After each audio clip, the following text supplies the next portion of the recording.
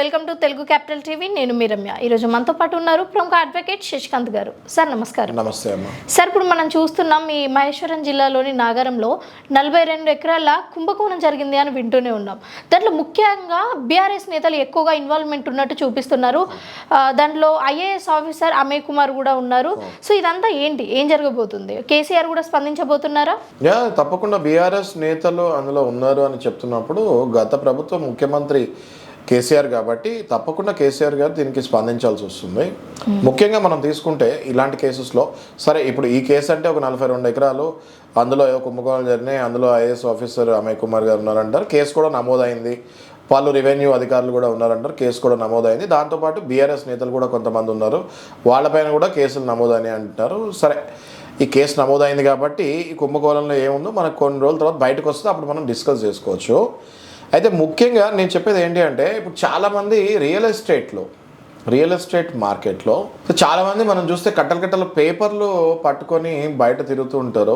తిరిగేటప్పుడు ఏమంటూ ఉంటారంటే, నాకు ఈ కలెక్టర్ తెలుసు, నాకు ఐఏఎస్ ఆఫీసర్ తెలుసు, నాకు ఈ రెవెన్యూలో ఈ హెడ్ తెలుసు, పనులు మనకు చాలా ఈజీగా అయిపోతాయి అంటే ఇవన్నీ కూడా ఏంటంటే ఒక టైప్ ఆఫ్ లాబింగ్కి చాలామంది హైదరాబాద్లో అలవాటు పడ్డారు. అంటే వీళ్ళు ఎలా ఉంటారంటే, ముఖ్యంగా మనం తీసుకుంటే వీళ్ళు ఎలా ఉంటుందంటే, వీళ్ళకి డైరెక్ట్గా ఎవరు తెలియరు, వీళ్ళు ఇంకెవరితోనే మాట్లాడతారు, వాళ్ళకి ఎవరో పెద్ద వ్యక్తి ఒక ఆయన పరిచయం ఉంది అని చెప్తారు. ఇదంతా గాల్లో దీపం పెట్టి ఈ 10 ఎకరాలు ల్యాండ్ మీ దగ్గర ఏదైనా ఈ ఏరియాలో ఉంటే చెప్పండి, మాకు వాళ్ళు తెలుసు, మేము వాళ్ళ సహకారం తీసుకొని మేము క్లోజ్ చేస్తామంటారు. మీ దగ్గర డబ్బులు దండుకుంటారు. ఆ తర్వాత నిజంగానే వీళ్ళకి మధ్యలో ఉన్న వాళ్ళని వీళ్ళు కూడా దళాలు నమ్ముతారు.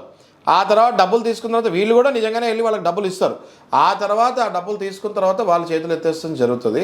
ఇట్లాంటివి హైదరాబాద్లో తరచుగా జరుగుతుంటాయి. నా దగ్గరికి ఇలాంటి కేసులు కూడా వస్తుంటాయి. సో నేను అనేది ఏంటి అంటే, సహజంగా ల్యాండ్ వివాదాలు ఏదున్నా ఇక్కడ కోర్ట్స్ ఉన్నాయి, సివిల్ కోర్ట్స్ ఉన్నాయి, లేదంటే హైకోర్టు ఉంది, లేదంటే సుప్రీంకోర్టు ఉంది. మీరు కోర్ట్స్ని ఆశ్రయించాలి, లేదంటే మాలాంటి అడ్వకేట్స్ని ఆశ్రయిస్తే మీకు ఒక లీగల్ ఒపీనియన్ ఇస్తాము. ఇచ్చిన తర్వాత చట్టపరంగా మీరు వెళ్ళాలి. కానీ ఎవరో మాకు ఆయన తెలిసిన వాళ్ళు ఉన్నారు, ఈ పెద్ద ఆయన మాకు తెలిసిన వాళ్ళు ఉన్నారని వెళ్తే తప్పకుండా మీరు మోసపోతారు. దయచేసి ఇట్లాంటి వాటికి మీరు బాధితులు అవ్వకూడదని నేను కోరుకుంటాను. సో ఐఏఎస్ ఆఫీసరే బాధితులు అయినప్పుడు మనం ఎంత, సో ఏదున్నా కానీ లీగల్గా వెళ్ళడానికి ట్రై చేయండి. Thank you sir. Thank you.